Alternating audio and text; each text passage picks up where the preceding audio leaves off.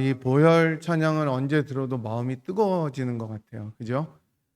우리 옆에 계신 분들과 반갑게 한번 인사하겠습니다. 반갑습니다. 잘 오셨습니다. 이렇게 인사하시고, 인사말 그 다음 거를 바꿨습니다. 주의 보혈밖에 없습니다. 이렇게 인사하겠습니다. 주의 보혈밖에 없습니다. 네, 우리 한 주간 잘 지내셨습니까?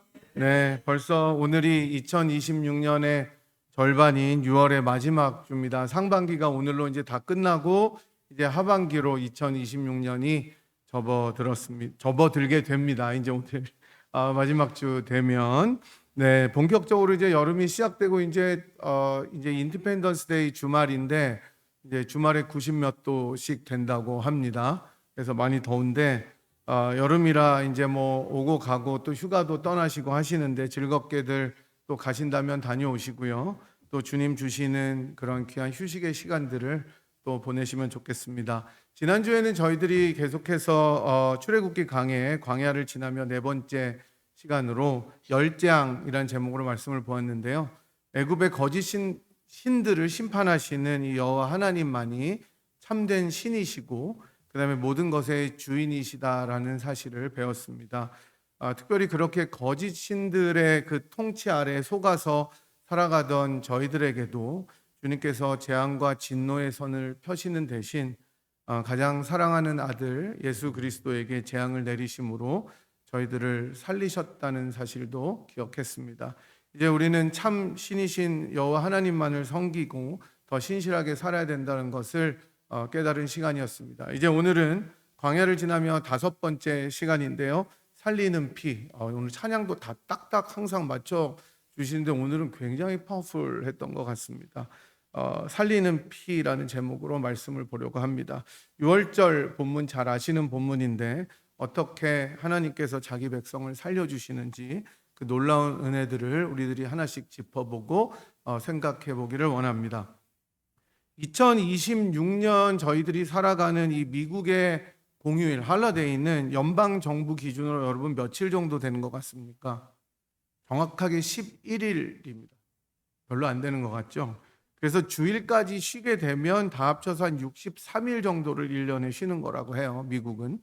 근데 한국은 미국보다 조금 더 많은데 2026년 공휴일은 총 14일이고 주일까지 쉬면 요즘에 근데 뭐 토요일까지 쉬니까 사실은 더 많이 쉬는 거죠. 한국이든 미국이든. 근데 주일까지 쉬면 모두 66일이라고 합니다. 여러분 잘 아시다시피 미국에서 제일 큰 할러데이는 언제입니까? 땡스기빙이죠. 크리스마스 땡스기빙 이거를 제일 잘 지키고 우리나라는 뭐죠? 추석하고 구정. 그죠? 신정을 잘 안 지키는 것 같은데 네, 구정입니다. 여러분 이제 이스라엘 경우는 어떻게 되는지 찾아봤어요. 오늘 이제 6월절이 이스라엘 명절이잖아요. 그래서 이스라엘의 경우는 공휴일이 며칠 정도 되는 것 같습니까? 5일이랍니다. 5일. 굉장히 적죠. 그리고 이스라엘은 우리가 주일로 지키는 이 일요일, 썬데이가 아니라 토요일을 안식일로, 그죠? 사베스로 지키기 때문에 토요일에 쉬어요. 우리는 주일에 쉬잖아요. 주님의 부활을 기념해서. 근데 거기는 아직 예수님을 믿지 않기 때문에 토요일을 안식일로 지키는데 그걸 다 합쳐도 57일에서 58일 정도밖에 안 된다고 합니다. 공휴일이 굉장히 적어요. 근데 이제 이스라엘과 유대인들이 지키는 이 할라데이 명절들 가운데 가장 중요한 명절이 여러분 뭘까요? 유월절이라고 생각했을 것 같아서 아니에요. 유월절이었으면 제가 안 물어보죠. 오늘 본문인데 욤키퍼입니다. 욤키퍼. 그러니까 대속죄일이에요.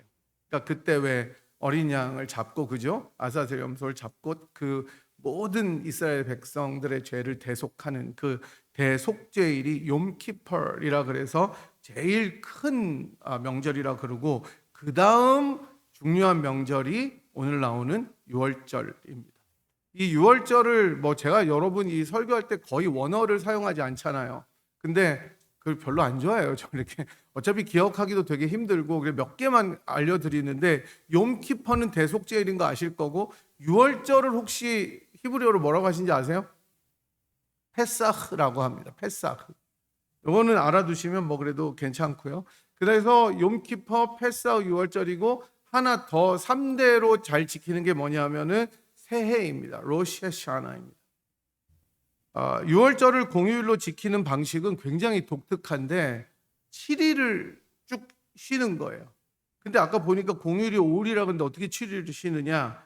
첫날과 마지막 날은 풀데이로 쉬고 나머지 5일은 반 공휴일처럼 쉰대요. 그래서 단축 근무를 하는 거예요. 뭐 학교도 4시간, 이렇게 8시간이. 그러니까 굉장히 특이하게 지키는 거죠. 일주일을 지키는데 첫날, 마지막 날은 풀로 다 지키고 그 다음은 단축으로 지킨다고 합니다. 그래서 오늘 본문은 바로 유대인들이 이렇게 엄격하고 축제와 같이 지키는 유월절의 기원에 대해서 다룬 본문입니다. 여러분, 아직도 유월절이 되면 이스라엘에서는 그 무교병을 먹는데, 그죠? 무교병을 먹는데 실제로 그 누룩이 들어간 모든 빵들은 다 덮어놓는답니다. 그러니까 안 파는 거예요, 실제로. 그리고 이제 외국인들만 살 수 있게 거의 다 판매를 하지 않는데요. 그 정도로 엄격하게 지키는 거죠. 여러분 혹시 동짓날 팥죽을 의무로 그렇게 끓여 먹는 분 계세요? 지금은 없을 겁니다, 우리나라. 근데 유대인들은 아직도 이렇게 지킨다고 합니다. 10재앙들 가운데 9가지를 겪고 그야말로 이제 완전히 정말 너덜너덜해져서 포기할 만할 것 같은데 바로는 여전히 강팍합니다. 이스라엘 백성들을 보내지 않아요. 도리어 모세를 겁박합니다. 뭐라고 얘기하냐면 너는 나를 떠나가고 스스로 삼가. 제발 닥치라는 거예요. 이제 그만하고. 다시 내 얼굴을 보지 말라. 네가 내 얼굴을 보는 날에는 죽으리라. 이렇게 얘기합니다. 한 번만 더 오면 뭐라는 거예요? 내가 죽여버리겠다는 거예요. 그러니까 얼마나 강팍하면 그렇게 자기 나라가 다 망해가는데도 안 듣는 거예요. 여호와께서는 모세를 통해서 바로에게 이제 끝으로 마지막 한 가지 재앙을 더 내릴 것이라고 말씀하는데 그게 오늘 본문이 나오는 앞에 11장 5절에서 6절입니다. 이 본문 같이 한번 읽어보도록 하겠습니다. 애굽 땅에 있는 모든 처음 난 것은 왕위에 앉아 있는 바로의 장자로부터 맷돌 뒤에 있는 몸종의 장자와 모든 가축의 처음 난 것까지 죽으리니 애굽 온 땅에 전후후무한 큰 부르짖음이 있으리라. 이렇게 무서운 말씀입니다.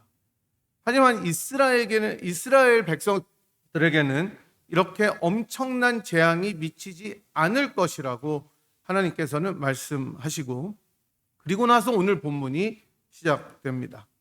오늘 본문은 죽음이 지나가는 그 무섭고 공포스러운 밤에 누가 살고 누가 죽는지를 보여주는 말씀입니다. 또한 하나님께서 자기 백성을 어떤 방식으로 살리시는지를 우리들에게 가르쳐 줍니다. 여러분 이게 지금 현대를 사는 우리들에게 훨씬 더 와닿는 것은 저희들이 코비드 팬데믹을 겪었기 때문인 것 같아요. 코비드가 한번 지나가면 어떻게 됐습니까? 다 감염되고 여러분 뉴욕에서는 쓰레기 봉지에 시체를 담아서 버릴 정도로 참혹했었습니다. 그죠? 그래서 제가 들었는데 제가 아는 사람이었던 것 같아요. 그 자녀를 유학 보냈는데 뉴욕에서 죽었는데 미국으로 못 들어오잖아요. 부모들이 그때 코비드 때문에. 그러니까 시체를 못 찾는 거예요. 시체를 버려야 되니까 시체는. 그래서 그 시체를 버리는 사람들이 다 까만 봉투에 싸가지고 쌓아놓고 나중에는 이제 소각했잖아요. 화장을. 어디 가서 못 찾는 거예요. 여러분 죽음의 공포의 그림자는 정말 우리가 생각하는 것 이상의 것입니다. 아마 여러분들께서 진짜 큰 병을 앓은 적이 있으시다거나 아니면 정말 생명의 위협을 느끼신 적이 있었다면 이 죽음의 공포라는 것에 대해서 훨씬 더 잘 이해하실 수가 있을 겁니다. 여호와 하나님께서는 이러한 공포스럽고 두려운 밤에 가장 흥미로운 명령을 내리시는데 그게 2절에 등장합니다. 2절 나오면 같이 한번 보겠습니다. 이달을 너희에게 달의 시작 곧 해의 첫 달이 되게 하고 이렇게 말씀하십니다. 이게 무슨 말입니까? 바로 이날 즉 앞으로 이스라엘 백성들이 유월절이라고 부르게 될 날이 한 해의 시작이라는 말입니다. 새해라는 거예요. 새해. 근데 제가 아까 말씀드렸듯이 전통적으로 유대인들의 새해는 뭐라 그랬어요? 로시 헤샤나라는 그 날입니다. 지금도 이스라엘은 그 새해라고 부르는 로시 헤샤나를 지키는데 통상적으로 유대인들은 다른 달력을 씁니다. 그래서 유대인들의 달력, 유대력으로는 이게 지금 우리가 쓰는 달력의 7월이고, 유대력으로 7월이고 우리가 쓰는 달력으로는 8월 아니면 9월에 로시 하샤나가 있습니다. 그런데 왜 6월절을 이 해의 첫날로 삼으라고 하십니까? 이게 도대체 무슨 말일까요? 하나님께서는 지금 시간의 기준을 바꾸고 계시는 거예요. 이제 이스라엘의 역사는 애굽에서 너희들이 태어난 날 그때부터 시작되는 것이 아니라 엄마의 몸에서 배에서 응애하고 태어나는 그때가 너희들의 인생의 첫 해가 첫 날이 아니라 하나님께서 이스라엘 백성들 너희들을 구원하신 때가 인생의 첫 해다라고 말씀하시는 것입니다. 출애굽 이전의 시간이 기준이 되는 것이 아니라는 거예요. 하나님께서 말씀하시는 거예요. 너희 인생의 진짜 시작은 태어난 그날이 아니라, 그래서 그 birthday가 아니라 literally birthday가 아니라 구원받은 날이다라고 선언하고 계시는 것입니다. 여러분, 우리도 마찬가지입니다. 여러분이 미국에 오셨던 날도, 그래서 직장을 잡고 감격하신 날도, 자녀가 태어난 날도 다 중요합니다. 중요하죠. 그런데 하나님께서는 말씀하세요. 그 모든 날보다 더 중요한 날이 있다. 그게 뭐냐면 바로 구원받은 날이라고 말씀하십니다. 물론 우리가 정확하게 예수님을 믿은 날을 기억해야 한다는 말은 아닐 거예요. 저 같은 경우는 여러분 5대째 모태신앙이니까 놀라셔야 돼요. 우와라고 한 번이라도 해주세요. 제가 다시 하겠습니다. 제가 딴 교회에서도 다시 하겠습니다를 몇 번 반복을 해도 별로 안 놀랐더라고요. 여러분, 제가 5대째 모태신앙이에요. 역시 우리 교인들은 짜고 치는 고스톱이라고도 하는데 훌륭합니다. 이게 언제 구원받았는지 정확히 몰라요, 사실. 그잖아요. 모태신앙인데 어떻게 알겠습니까? 나면서부터 주님을 믿었는데. 이단 중에 구원파 바곡수는요, 돈이 너무 많아가지고 여러분, 그 구원파에 누구 컬리지 스튜던이 오면 풀 튜션을 4년 동안 다 줘요. 이단들은 왜 이렇게 돈이 많나 몰라요. 그래서 뉴욕의 그 맨하탄에서 크리스마스가 되면 콘서트를 열고요. 가끔가다 여기 템플 대학 체육관을 빌려서 집회도 하곤 합니다. 근데 그 구원파가 제일 위험한 건 뭐냐면 너희들이 정말 구원을 받아서 예수를 믿었다면 구원받은 정확한 일시를 기억해야 된다고 가르친다는 거예요. 저는 그러면 목사인데 5대째 모태신앙인데 구원을 받은 거예요, 못 받은 거예요? 구원파에 의하면 못 받은 거예요. 이게 말이 안 되는 거예요. 도리어 본문이 말씀하고 있는 거는 뭐냐면 여러분들의 인생의 시간표, 인생의 달력을 다시 쓰라고 말씀하시는 거예요. 구원받은 이후로 새로운 인생이 되었다는 것을 기억하면서 살아가라는 말씀입니다. 그래서 바울은 고린도후서 5장 17절에서 여러분이 잘 아시는 것처럼 누구든지 그리스도 안에 있으면 뭐라 그래요? 새로운 피조물이라. 이전 것은 지나갔으니 보라 새 것이 되었도다라고 말씀하고 있는 거예요. 이 말씀처럼 우리가 하나님 앞에 새롭게 된 날짜가 진정한 우리의 인생의 출발이고 시작이라는 말씀을 하고 계시는 것입니다. 여러분, 지금 여러분의 인생은, 여러분의 인생의 달력은 무엇을 기준으로 쓰여져 있습니까? 어떤 분은 미국에 오신 날을 기준으로 내 인생을 살아가고 있을 것입니다. 그래서 before America, after America 이렇게 생각하시는 분도 있을 거예요. 어떤 분은 사업이 제일 대박을 쳤던 날이 내 인생의 하이라이트다. 혹은 내가 바닥을 쳤던 날이 내 인생의 시작이었다라고 생각하는 분들도 있었을 것입니다. 어떤 분은 자녀가 좋은 대학에 들어간 날을 기억하실 것입니다. 어떤 분들은 실망스러운 결과를 받아 쥐었던 날이 인생의 분기점이 되어 있다고 이야기도 하실 것입니다. 그런데 하나님은 오늘 말씀하십니다. 그 달력을 다시 쓰라고 말하시는 거예요. 구원받은 날과 구원받은 이전과 이후로 인생을 나누라고 도전하십니다. 그날이 여러분 인생의 진짜 출발점이라고 말씀하시는 거예요. 하나님의 눈에는 모든 날들이 다 아름답지만 그 중에서도 가장 빛나는 날이 있을 거예요. 예수 그리스도의 피로 구원하신 그날입니다. 그래서 여러분들이 구원받은 그날이 하나님 눈에 보기에 여러분의 인생에 가장 소중하고 새롭게 달력을 써야 되는 날입니다. 그날이 여러분의 진짜 생일이에요. 그 달력으로 여러분들이 오늘을 사시기를 바랍니다. 이제 하나님께서는 자기 백성들에게 모세와 아론을 통해서 구체적인 디렉션을, 인스트럭션을 주시는 거예요. 지침을 가르쳐 주시는 거예요. 일종의 가이드를 주시는 거예요.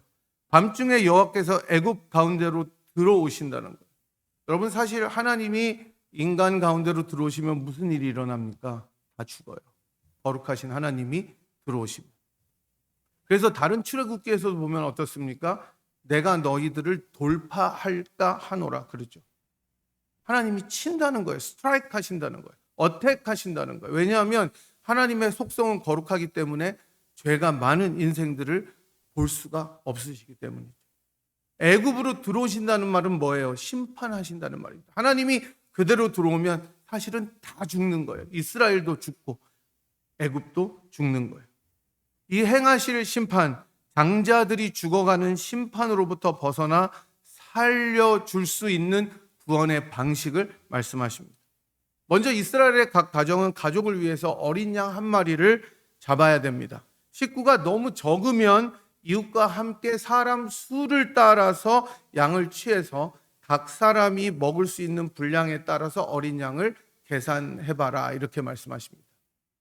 유대 역사가인 요세푸스에 따르면 제2성전 시대, 그러니까 1세기죠. 이때 출애굽까지는 굉장히 앞선 시대이기 때문에 정확한 기록은 안 나와 있고 1세기에도 이런 일들이 있었는데 당연히 지켰겠죠. 유월절을. 최소 여러분 어린 양 한 마리 잡으면 몇 명 정도 먹을 것 같아요? 옛날에 우리 동네에서, 저는 그 동네를 안 살아봤지만 소를 잡으면 거의 한 동네가 다 먹고 남죠. 맞아요? 잡아보셔서 모르나? 돼지를 잡아야 되나? 돼지를 잡아도 그렇더라고요. 제가 다큐멘터리 보니까 마을이 먹더라고요. 다 같이.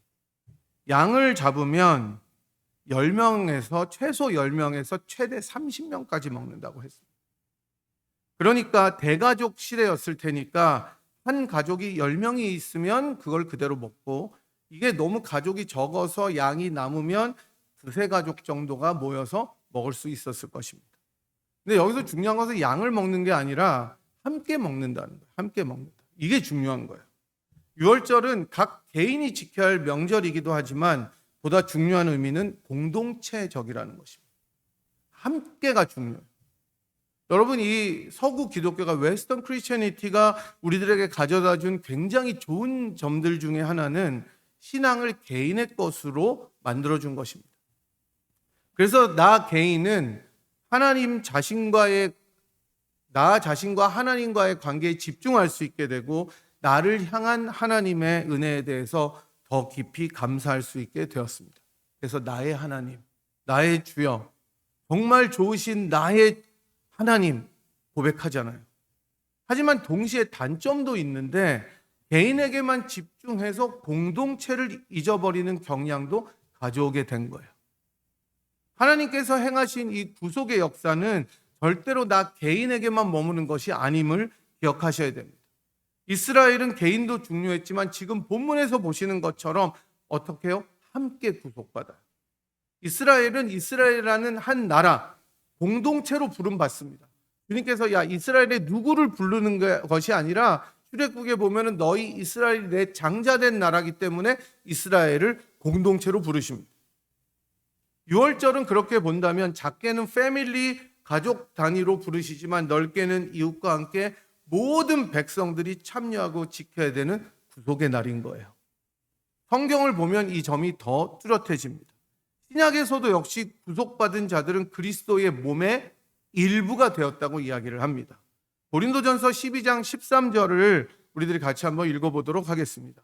우리가 유대인이나 헬라인이나 종이나 자유인이나 다 한 성령으로 세례를 받아 한 몸이 되었고 또 다 한 성령을 마시게 하셨느니라. 유월절 밤에 이스라엘이 함께 어린 양을 먹음으로써 한 백성이 된 것처럼 우리는 그리스도의 피로 구속함을 받아서 그리스도와 한 몸이 되었습니다. 구원은 개인적인 사건이지만 구원받은 우리는 반드시 공동체 안으로 들어가게 됩니다. 혼자 구원받고 혼자 사는 그리스도인은 아무도 없어요. 나만 잘 믿으면 되는 신앙은 없어요. 모두가 함께 지어져 가고 자라가고 한 성령으로 함께 하는 것이 주님께서 우리들에게 허락하신 구속의 역사입니다. 안타깝게도 우리가 아까 말씀드린 코비드 팬데믹 이후에는 이 공동체성이 점점 더 사라져가고 있습니다. 이게 역설이죠. 공동체 모두가 힘을 합쳐서 코비드에 대응했는데, 리스폰스 했는데, 역설적으로 교회 공동체로 모이는 일은 점점 사라져요. 모이기 싫어요. 집회가 없어져요. 온라인으로 예배는 드린다고 하면서 공예배에 참석하지 않아요. 우리 교회는 예배 100% 출석이라 너무 감사합니다. 근데 제가 딴 목사님들 이번에 오셔서 쭉 얘기한 거 들어보니까 갑자기 주일 아침에 전화 온대요. 목사님, 저 걱정하지 마세요. 예배 드리면서 가고 있어요. 온라인이요. 켜놓고 가는 거예요, 유튜브. 여행 가면서. 전혀 거리낌이 없어요. 이 안타까운 일이 된 것입니다. 함께 얼굴과 얼굴을 맞대고, 아까 우리 여러분들이 인사할 때 굉장히 반가워하시더라고요. 그 모임을 사모하는 것이 이제는 너무 지치고 힘이 드는 시대가 되었습니다. 오늘 본문은 이러한 시대를 살아가는 우리에게 함께하는 것이 얼마나 중요한지를 보여줍니다. 주님이 오실 때까지 그래서 우리는 함께 모이고 더 그래야 될 줄로 믿습니다. 그런 공동체가 살아있는 공동체라는 것을 믿으시기 바랍니다. 이제 가장 핵심적인 6월절의 내용이 등장합니다. 이게 본문의 하이라이트입니다. 그래서 6절과 7절이 나오는데 6절과 7절 같이 한번 보겠습니다. 이달 열 나흔 날까지 간직하였다가 해질 때 이스라엘 회중이 그 양을 잡고 그 피를 양을 먹을 집 좌우 문설주와 임방에 바르고, 양을 잡은 다음에 이렇게 하라는 겁니다. 피를 문설주와, 그죠? 임방이 여기 위죠? 여기다가 다 바르는 겁니다. 문 겉에 다 칠하는 거예요.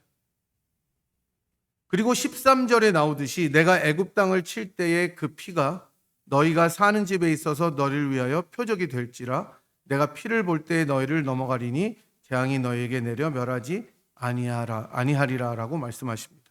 피를 바른 집은 그 피가 뭐가 된다는 거예요? 표적이 되어서 여호와의 심판을 면하고 살게 된다는 겁니다. 너희를 넘어가겠다라는 말에서 넘어간다는 것이 바로 6월절이라는 이름의 기원이 됩니다.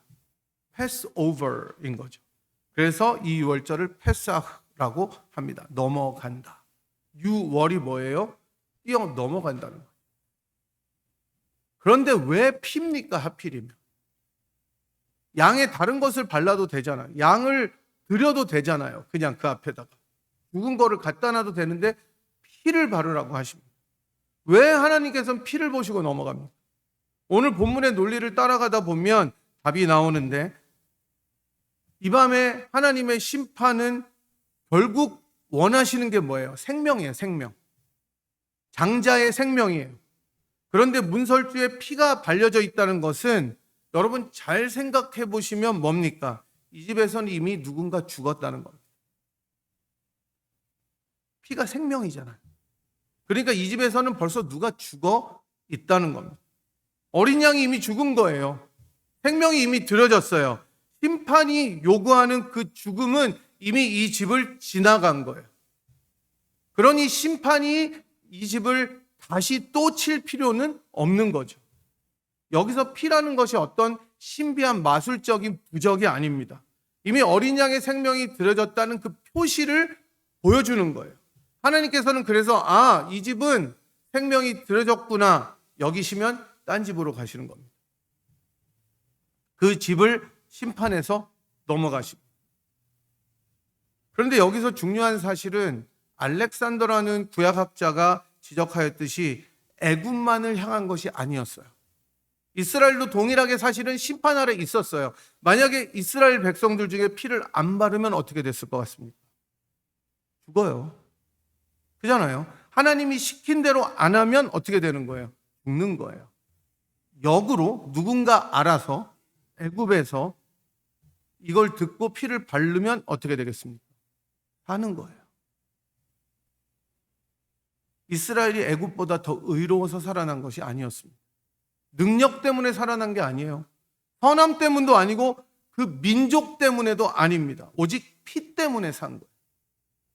피가 없었다면 이스라엘도 동일하게 심판 아래 있었을 것이고, 이것이 본문이 말하는 핵심입니다.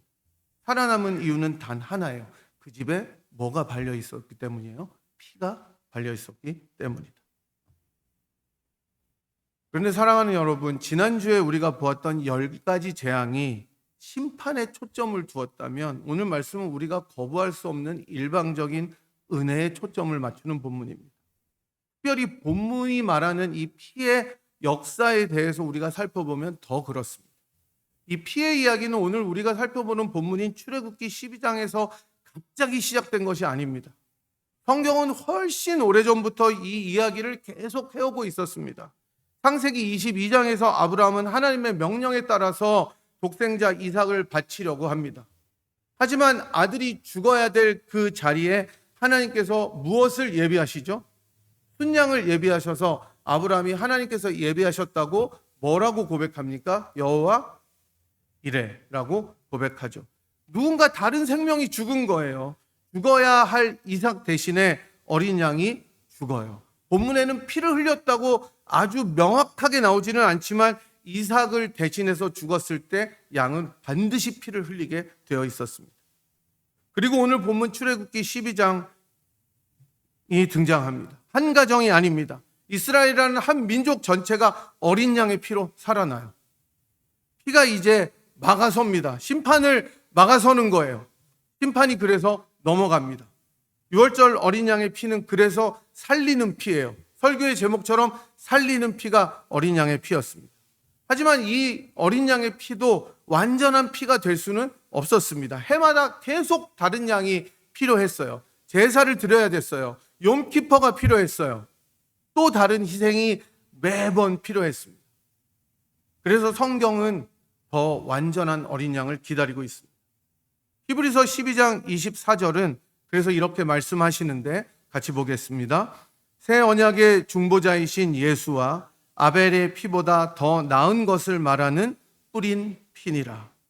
아벨은 성경에서 최초로 무지하게 죽임을 당한 사람이었는데, 아벨의 피는 심판을 구하면서 하나님께 호소했습니다. 무죄한 자가 죽었으니 주여 심판해 주세요. 그런데 예수 그리스도의 피는 그 아벨의 피보다 더 나은 것을 말한다고 이야기합니다. 심판이 아니라 용서를 구합니다. 정죄가 아니라 화목을 구합니다.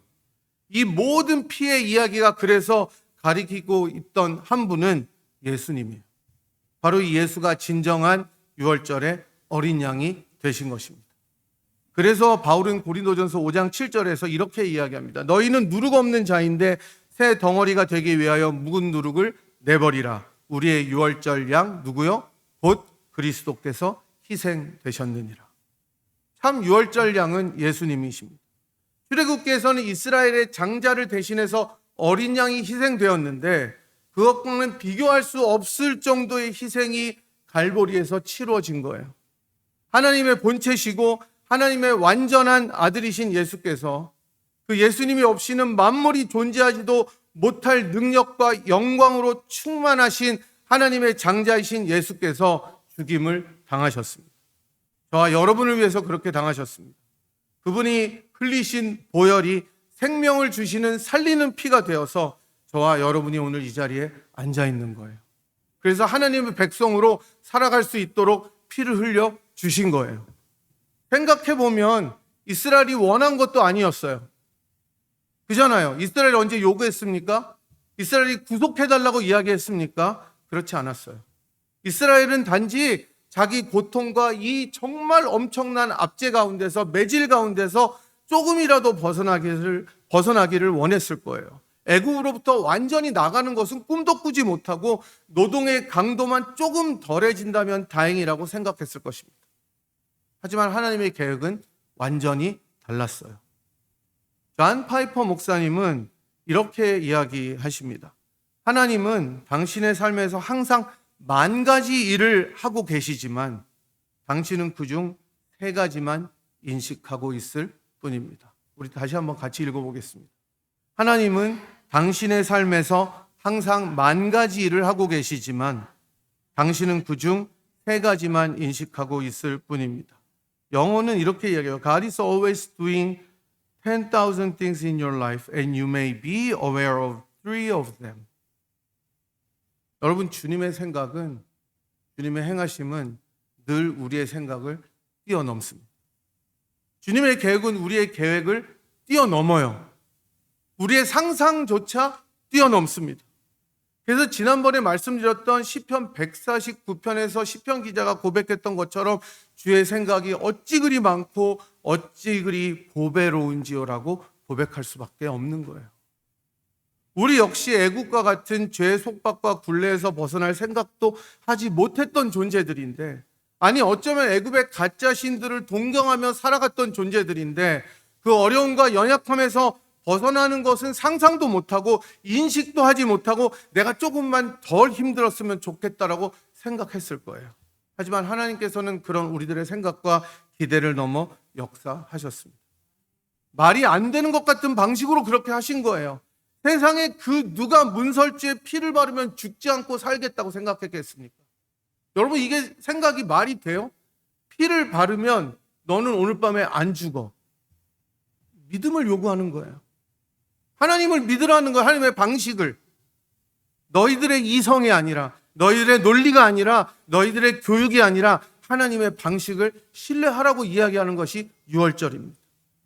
누가 문설주와 임방의 피를 바르면 살아나겠다고 생각했겠습니까? 그런데 하나님이 그렇게 행하셨어요. 어린 양의 피가 아니라 자기 독생자의 피로 그렇게 하셨습니다. 그게 하나님의 마음이에요. 하나님의 생각이에요.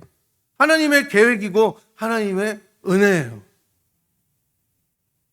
그 하나님의 사랑과 은혜와 헤세드의 인애를 받을 때 우리는 묻게 됩니다. 왜 나를? 왜 우리를? 그리고는 끝내 우리들은 그 이유를 발견하지 못해요. 왜냐하면 일방적인 사랑이기 때문에, 일방적인 은혜이기 때문에 그래요.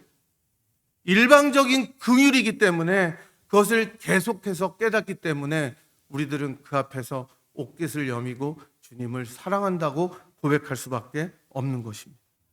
왜 아들의 피를 흘려서라도 저와 여러분을 사셔야 됐는지, 왜 그 보혈의 피로 우리들을 구하셔야 되는지 몰라요. 바로 그것이 불가항력적인 은혜고 하나님의 거부할 수 없는 사랑이란 것을 믿으셔야 되는 것입니다. 이제 이렇게 놀라운 은혜의 사랑을 받은 하나님의 백성들이 어떻게 살아야 되는지에 대해서 본문은 이야기를 합니다. 11절인데 같이 읽어보도록 하겠습니다. 너희는 이것을 이렇게 먹을지니 허리에 띠를 띠고 발에 신을 신고 손에 지팡이를 잡고 급히 먹으라. 이것이 여호와의 유월절이니라. 여러분, 이 말씀은 구원이 얼마나 긴박한지를 알려주는 동시에 구원받은 우리들이, 백성들이 어떻게 살아야 되는지를 알려주는 굉장히 소중한 말씀입니다. 그래서 베드로전서 1장 13절은 같은 모티브를 가지고 이렇게 이야기합니다. 그러므로 너희 마음에 허리를 동이고, 이제는 마음이에요. 근신하여 예수 그리스도께 나타나실 때에 너에게 가져다 주실 은혜를 온전히 바랄지어다. 이제 구원받은 백성들의 삶은 애국과 같은 이 땅에 소망을 두고 살아가는 것이 아닙니다. 언제든지 떠날 준비를 하면서 살아야 돼요. 허리에 띠를 띠고 발에 신을 신고 손에 지팡이를 잡고 급하게 음식을 먹는 사람이 세상에 어디 있습니까? 하지만 유월절 어린 양 대신 그리스도의 피로 구속함을 받은 이들은 언제든지 주님 오실 때를 분별하고 기대하면서 이 땅을 떠나 주 앞에 설 준비를 하고 살아야 되는 거예요.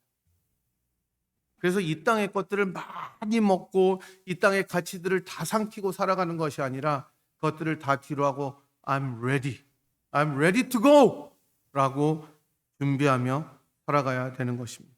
그래서 주님께서 이 땅을 완전히 회복하시어 새창조의 날이 올 때 죽임당한 어린 양과 하나님과 영원히 다스리게 되는 것입니다.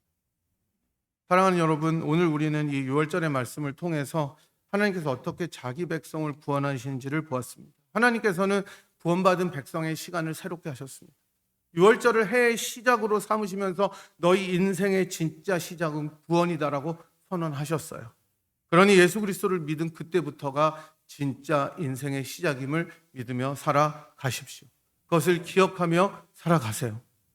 그리고 하나님께서는 자기 백성을 홀로 구원하지 않으시고 어린 양을 함께 먹게 하시고 출애굽하게 하심으로 공동체로 구원하셨습니다.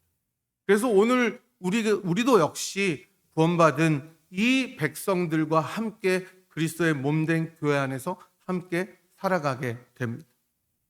그리고 하나님께서는 어린 양의 피로 자기 백성을 살리셨습니다. 이스라엘이 애굽보다 더 의로워서가 아니라 오직 피 때문에 살았습니다. 그리고 그 피의 역사는 예수 그리스도를 가리키고 있습니다. 참 유월절 양 대신 어린 양 예수 그리스도의 피가 오늘 저와 여러분들을 살리십니다. 그렇게 구속받은 백성은 더 이상 애굽에 속한 사람처럼 살아가지 않습니다. 허리에 띠를 띠고 발에 신을 신고 손에 지팡이를 잡은 순례자로 살아갑니다. 왜냐하면 우리들은 이 땅에 영원히 살아갈 사람이 아니기 때문입니다. 어린 양을 기다리고 주님 오실 날을 기다리는 백성이 되기 때문입니다. 여러분, 오늘도 우리의 소망은 우리 자신에게 있지 않음을 기억하시기 바랍니다. 오직 어린 양 대신 예수 그리스도의 피에만 소망이 있고 능력이 있습니다. 주님의 피로 우리들의 인생을 새로 사시고 새로 쓰시게 하셨습니다. 그 주님이 놀라운 계획을 가지고 여러분을 바라보고 계십니다. 여러분이 꿈꾸고 계획하고 아니 주님은 왜 나한테 이러세요라고 이야기할 그때에도 주님은 여러분 인생에 만 가지를 행하고 계십니다. 그러니 여러분, 그 주님이 우리의 보호자인 것을 기억하십시오. 그 주님이 우리의 친구시고 구세주이시고 우리들의 공급자이십니다. 그래서 여러분, 오늘도 그 피 아래 숨으십시오. 그 피를 의지하십시오. 그 피로 인해서 교회로 살아가십시오. 그리고 주님 오실 날 기다리며 주님을 우리들의 가장 소중한 존재로 그 피를 우리들의 마음속에 묻고 사는 저와 여러분 되시기를 주님의 이름으로 간절히 축복합니다. 이 시간 자리에서 일어나셔서 우리들이 찬송가 268장 찬양할 때에 들으신 말씀 생각하며 함께 찬양하도록 하겠습니다.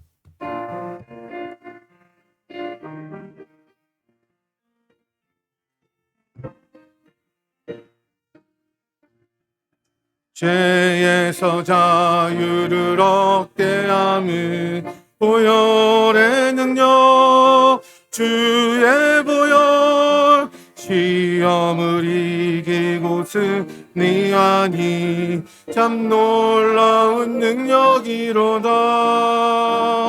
주의 보혈 능력이 또다. 주의 피 믿으오. 주의 보혈 그 어린 양의 무비중한 피로다. 육체의 정욕을 이길 힘은 보혈의 능력 열한마 얻게 하니 참 놀라운 능력이로다. 주의 보혈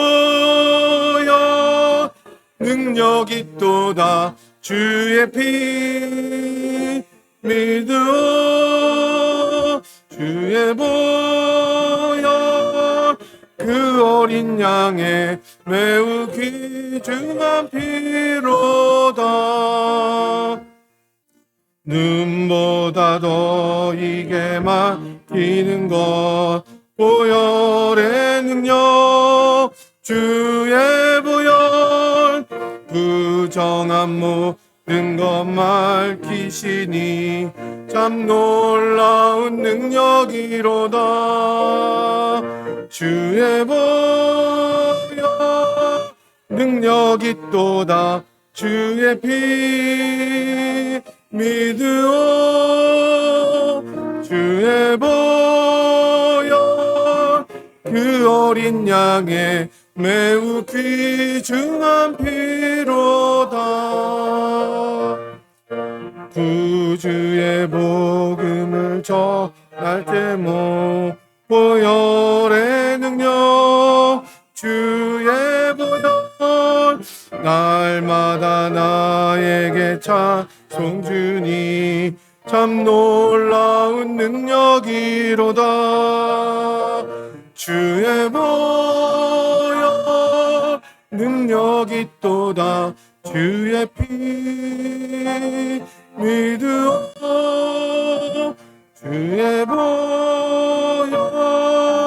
그 어린 양의 매우 귀중한 피로다. 주의 보혈 능력이 또다. 주의 피 믿으오. 주의 보혈 그 어린 양의 매우 귀중한 피로다.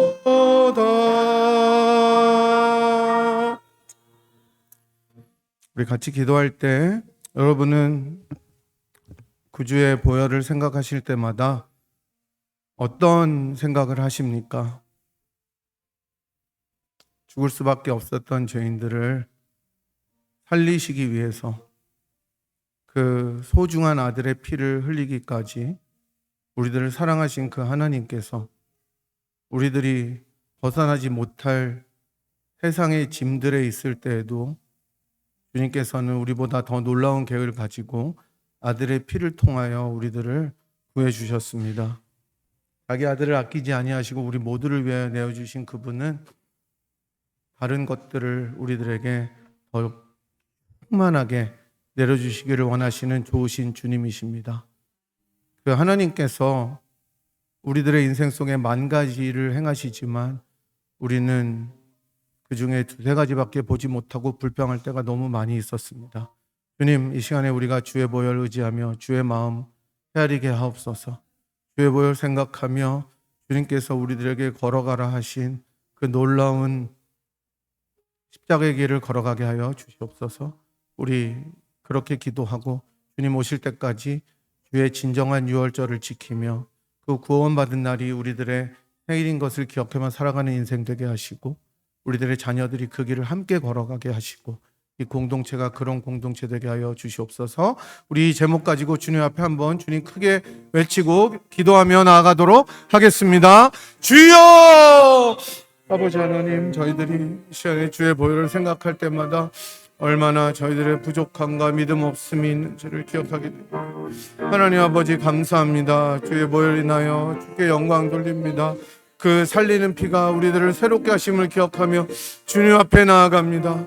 아버지 하나님, 우리가 그 주의 보혈을 의지하며 주 앞에 설 수 있게 도와주시고 주의 보혈을 의지하여 주님을 더 사랑하게 도와주시고 주의 보혈로 인하여 주님의 그 놀라운 사랑의 역사를 기억할 수 있게 도와주시고 주의 보혈로 인하여 이 세상 끝날 때까지 주님을 의지하며 살아가는 놀라운 주님의 피를 의지하는 저희들이 될 수 있도록 인도하여 주시며 아버지 그런 저희들의 자녀들이 될 수 있도록 도와주시고 주의 보혈 능력 있다는 것을 저희들의 삶 속에서 변화하며 아버지 살아가는 인생이 되게 도와주시고 그렇게 놀라운 하나님이 우리들의 아버지가 되시고 우리들이 그 사랑을 받은 자로 살아가는 것을 저희들이 아버지 닮아 살아갈 수 있는 저희 모두가 될 수 있도록 인도하여 주시는 아버지 하나님 도와주시기를 간절히 빌고 기도 인도하여 주시옵소서.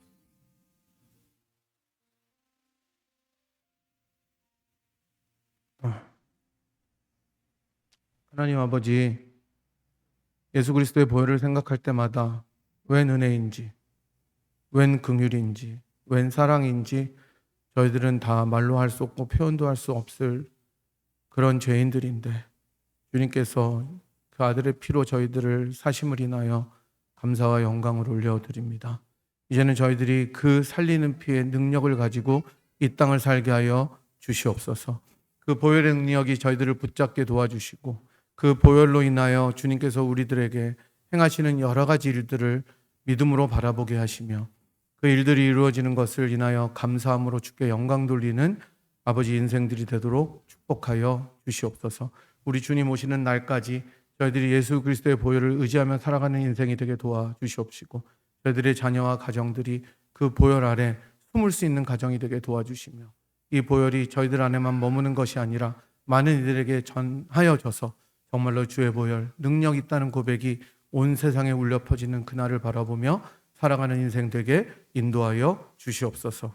지금은 유월절 어린 양으로 오셔서 우리를 위하여 고통당하시고 피를 흘리시고 우리들을 핏값으로 사신 우리 구주 예수 그리스도의 무한하신 은혜와 그 아들을 아끼지 아니하시고 우리 모두를 위하여 기꺼이 내어주신 하나님 아버지의 극진하신 사랑하심과 성령 하나님의 위로교통 충만하심이 주의 보혈 능력 있다 고백하며 그 살리는 피를 의지하며 이 땅을 살아가기로 결단하고 고백하며 돌아가는 이 자리에 함께한 주의 백성들 한 분 한 분 머리머리 위에와 그들의 가정과 자녀들과 생업 위에 그리고 사랑하는 분야일 재단 위에 지금부터 영원토록 함께 하시기를 간절히 축원하옵나이다. 아멘.